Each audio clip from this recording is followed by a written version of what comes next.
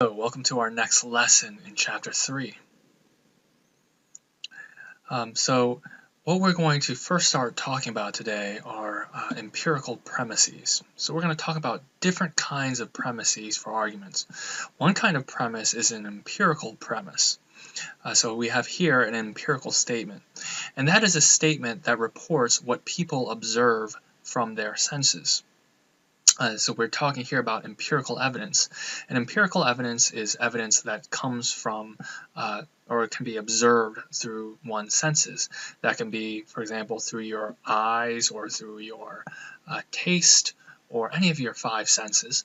And scientific evidence in that this evidence is gathered through running experiments, right? Experiments where there are results that can be observed by human beings. Well, these are all that also counts as empirical evidence. So we can then split up empirical statements even further within this single category into direct empirical evidence and indirect empirical evidence. And direct empirical evidence is evidence observed with your own senses. So direct empirical evidence is evidence that you yourself have, let's say, seen or perceived through one of your five senses. Indirect empirical evidence, or in other words, testimonial statements, this is evidence observed from other people. So if you have an argument where you're using premises, where these premises are things that you have observed yourself, then you're using direct empirical evidence here in this case. But if your argument includes empirical premises in which these empirical premises are coming from the observations or eyes of others, well then this is indirect empirical evidence, or it's a testimonial statement. And the truth of testimonial statements depends upon certain factors. One of them is the plausibility of the content of the statement. So in other words, what this means is that you have to actually look at the testimonial statement and what is this testimonial statement about? What is the content of the actual statement? Is the content of the statement kind of outrageous, such that it should at least create a significant level of doubt? Well, in that case, you should not immediately just kind of assume that this testimonial premise in an argument is therefore uncontroversially true.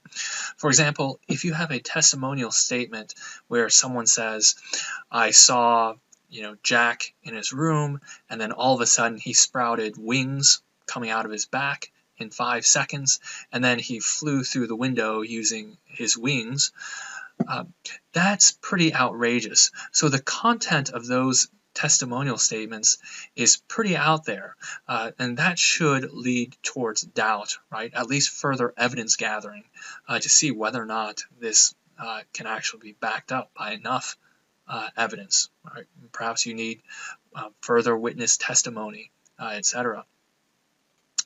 Another kind of criterion here is the reliability of truthfulness of the witness.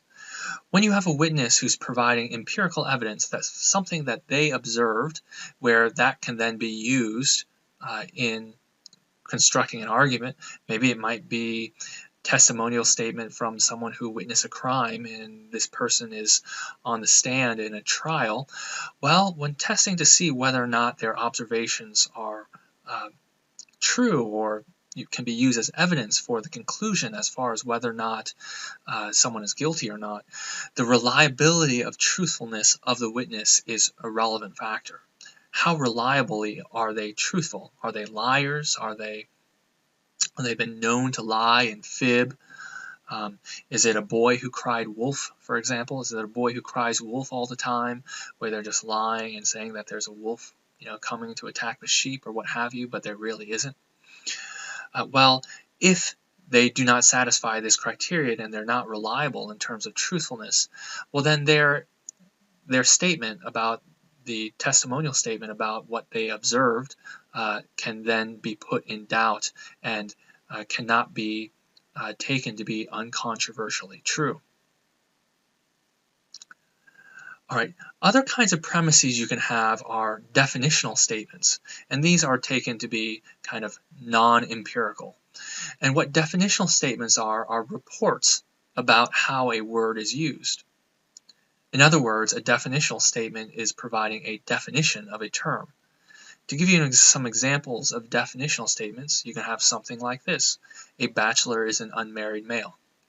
Right? And that is kind of by stipulation. Right? We stipulate that when I utter the words bachelor, what I mean by that, the definition of it, is that that's an unmarried male. An even number is a number divisible by 2 without remainder, and that definition is something that we have constructed, that we're going to use even number to mean a number divisible by 2 without remainder. So the idea here is that we kind of stipulate and come up with these definitions, and they're not based on any empirical evidence. And to give you an example of an argument that uses as a premise a definitional statement, here we have a definitional statement in the first premise. A bachelor is an unmarried male. Second premise, this is an empirical premise. Let's say we empirically observe that Jake is a bachelor. Conclusion, therefore, Jake is an unmarried male. Okay, so let's turn to now experts' statements. Right, it can be at times that you have arguments where those arguments are backed up by using experts. Right? And this can happen, for example, in a criminal trial where they bring in expert testimony, such as maybe a psychologist to say whether or not the person who's being accused is criminally insane or not, or mentally insane, or not. And you can use expert statements in a variety of other contexts as well. So experts are people who have specialized knowledge about a particular field. They also, in order to be an expert, they must have certain credentials, such as perhaps an academic degree. Maybe they are a medical doctor, or they have a PhD in psychology, or in a relevant field. Perhaps they've won certain kinds of prestigious awards, or they have peer-reviewed publications. So what this means is that they have published in journals, where these journals are peer-reviewed journals, and that in order to get an article published, it has to pass through a review process by established, well-known experts in the field. And if someone has been able to publish in a particular area where it has passed peer review, that provides evidence that this person is an expert. These experts must be reliable also, and they must not have conflicts of interest or bias in a relevant kind of issue. So they generally must be reliable. They're not someone who cries wolf all the time or is known to be untrustworthy and lies a lot. They also should not have a conflict of interest. For example, if they're providing their own expert take on a particular issue, and let's say it's in regards to whether or not a certain product made by a company is a good product that is safe for consumers, but they are being paid by this company to provide their expert testimony, well, that's a conflict of interest, right? Because that would maybe at least subconsciously that the expert is more inclined to make statements that would help this company. Or there could be bias. Maybe the expert is really good friends with the, let's say, CEO of this particular company, right? And that would create a bias where these biases could manifest themselves consciously or subconsciously. So these are things that have to be kind of checked when relying on expert statements. And expert statements can only be used in their relevant area of expertise. So we would not use, for example, a physics professor to provide evidence to make an argument in economics where there is no relation between the two, for example. So when you're using experts' statements, they must only pertain to those arguments that are relevant to their particular field of expertise. There also must be a general consensus among experts to use their statements. So if there's a general consensus, then you can use experts' statements. For example, among climate scientists, there is a very large general consensus that global warming is true. So therefore, you would be justified in believing that global warming is true just merely based on expert statements. and the general consensus that there is in science about global warming.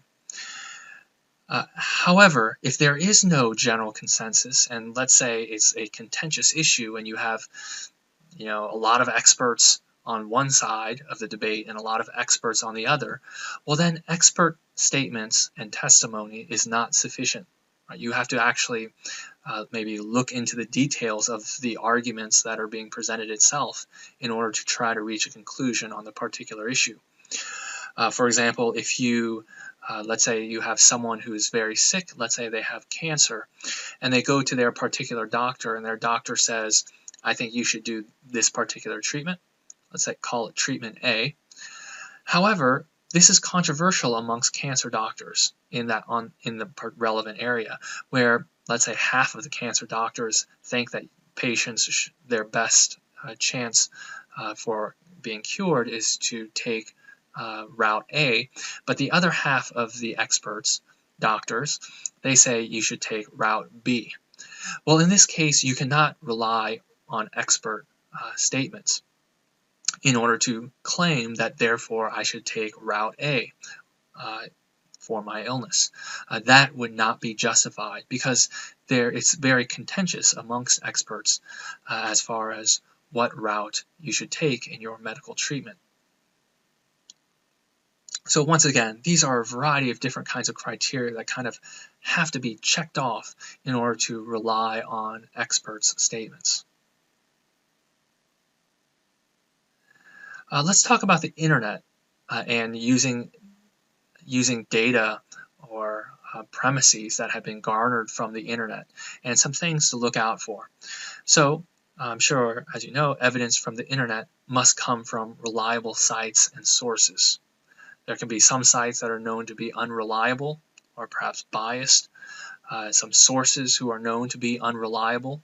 While the internet, and if you gather data and evidence from the internet and use them as premises in an argument, or someone else does, they must come from reliable sites and sources.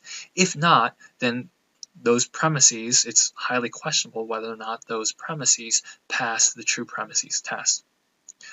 Also, anyone can post misinformation on the internet or even make a false website of themselves posing as an expert. They might list credentials for themselves that are not true, where they try to pose as an expert and they're pose as giving expert statements on a particular issue, but they're not experts. So this is something to watch out for. And when using arguments or when using premises that have been gathered from the internet, it's very important that you have to kind of make sure that these checkboxes have been checked off, that you're not getting evidence or premises from unreliable sites or sources. You must also check for the qualities of expertise, right? When getting evidence from the internet, and these qualities of expertise are what we saw on the previous slide, right? All of these kinds of things have to be checked off. If not, then your argument doesn't immediately go through. Your argument doesn't work. Perhaps not yet, at least. You need to maybe gather more evidence or more data or more premises in order to justify your conclusion, because if not, it looks like at least one of your premises is shaky, right? Because it doesn't, you're not able to kind of check off all of these relevant criteria. Okay, so next let's discuss conclusions and how conclusions should be worded. And it's important how conclusions should be worded for various reasons. One of them is in regards to the strength of the conclusion and how the wording of a conclusion must be appropriately worded such that it matches the strength of the evidence given in the premises. So the strength of a conclusion depends on the strength of the premises. A conclusion's strength should be worded appropriately, or else it's false. So when stating a conclusion, you can state conclusions maybe more mildly. For example, you might say, it may be the case, or it might be the case that X, or you can say maybe even stronger, you might be able to conclude that it's more likely than not that X is true. Or you might say something like, I am even stronger, I am certain, or it's absolutely certain that X is true. Right? So there are different varying levels of degree in regards to how a conclusion can be stated in regards to its strength. And its strength depends upon the strength of the premises. So here I have one example. The first premise, I saw Jill eat pizza twice in a week. Therefore, I'm certain that pizza is Jill's favorite food. Well, based on that one single premise, that in and of itself is not enough to draw this strong of a conclusion. I'm certain that pizza is Jill's favorite food.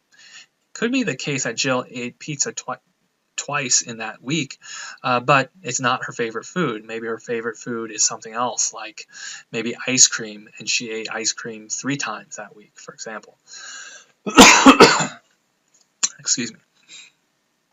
So here, the strength and the wording of the conclusion does not match what is in the premises. And it's important that the conclusion is worded such that its strength does match that of the strength in the premises, or else the conclusion is false.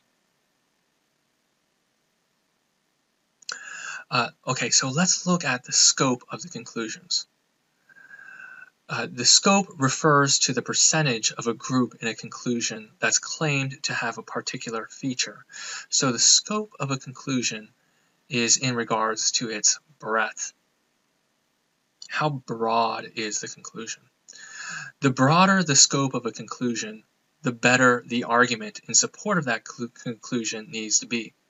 So if you're concluding, for example, that's a conclusion that's very broad in scope, such as all humans do this, or every single human being does this.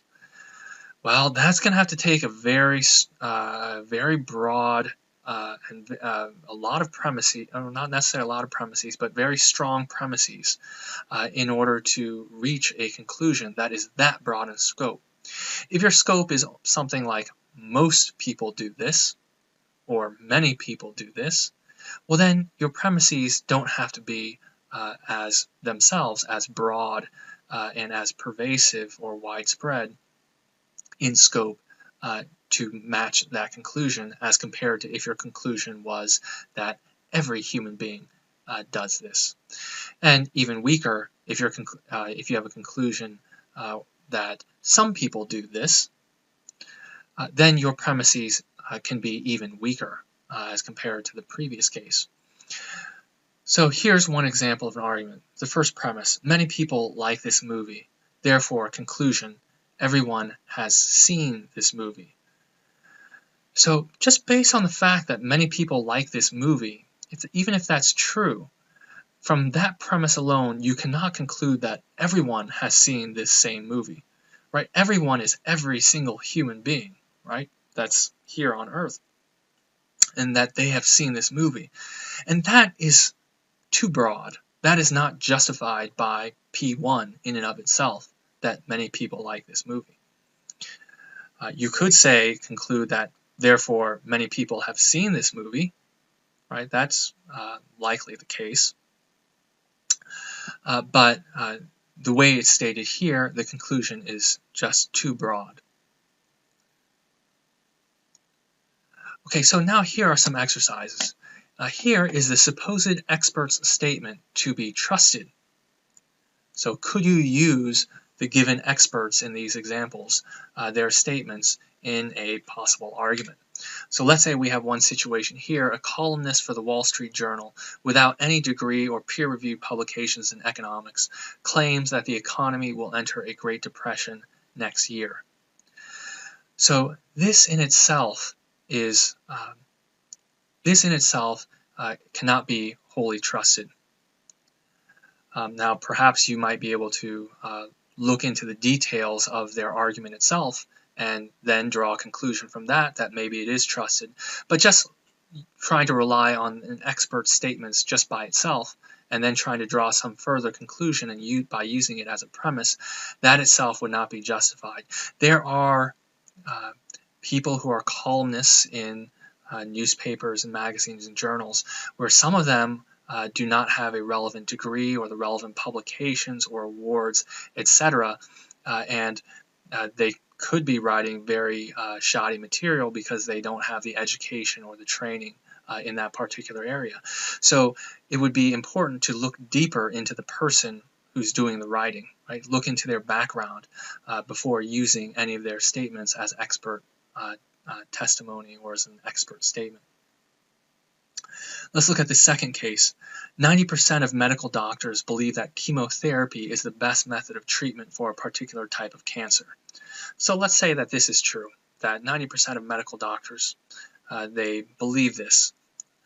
Could you then use this in a relevant argument, such as, therefore, I should use chemotherapy since I have this particular type of cancer?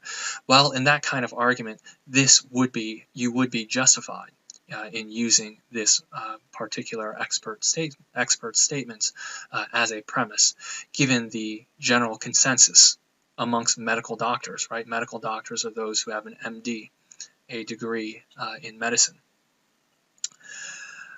So let's move next to the next one. Most psychology professors believe that there are subconscious biases that can manifest themselves in decision making. So then could you then use this as a premise, let's say in an argument about how the mind works when making decisions?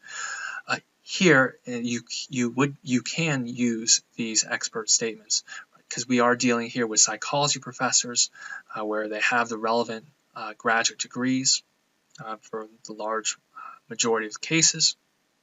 Right, so these are experts in their field, and there is a general consensus here, right? Most psychology professors believe this. Okay, so let's move on to the next exercise. Is the scope or strength of the argument warranted? Okay, so let's look at the first problem. I have known 5 members of the Green Party, and all have been from France. Ralph Nader and Cynthia McKinney are members of the Green Party, so they too are most likely from France. Notice here the conclusion comes after the indicator word so. So the conclusion is that they too, or in other words, Ralph Nader and Cynthia McKinney, are most likely from France. So it's not completely strong by saying I'm certain that they're from France, but that it's most likely the case. So we should look to the premises to see whether or not there's enough evidence to warrant a conclusion that they are most likely from France. When we look at the premises, it says, I have known 5 members of the Green Party, and all have been from France. So this in itself, the Green Party is a political party with much more than 5 members. So 5 members is a pretty small sample size of the Green Party. So just drawing your conclusion based on a 5-person sample size and the fact that Ralph Nader and Cynthia McKinney are members of the Green Party, that itself would not be enough to justify that they too are most likely from France. Now, if maybe the premise says I have known, let's say, 2,000 members of the Green Party and all have been from France, Ralph Nader and Cynthia McKinney are members of the Green Party, that then would justify the strength of this conclusion, that they too are most likely from France. But as it's stated here before you in this slide, the conclusion is too strong. Let's look at number 2. The great physician Dr. Dominoes of Harvard University has done extensive research on nutritional needs. He has found that if a man weighs more than 500 pounds, that man would require as much protein as would be found in 30 pizzas in order to sustain himself. It is thus clear that everyone should eat 30 pizzas per day. So here we have a great physician here from Harvard University. We have an expert here who is making a claim about someone who is 500 pounds. In order to stay alive and sustain this sustain life, they would need as much protein to be found in 30 pizzas. So in this case, if we look at the conclusion and we look at the word thus, says, "It is thus clear that everyone should eat 30 pizzas per day." The immediate problem here is with the scope. Everyone. That's pretty broad, right? That's about as broad as you can get in regards to human beings. Everyone should eat 30 pizzas per day. Is that justified based on the premises? Well, the premises are only about someone who weighs 500 pounds.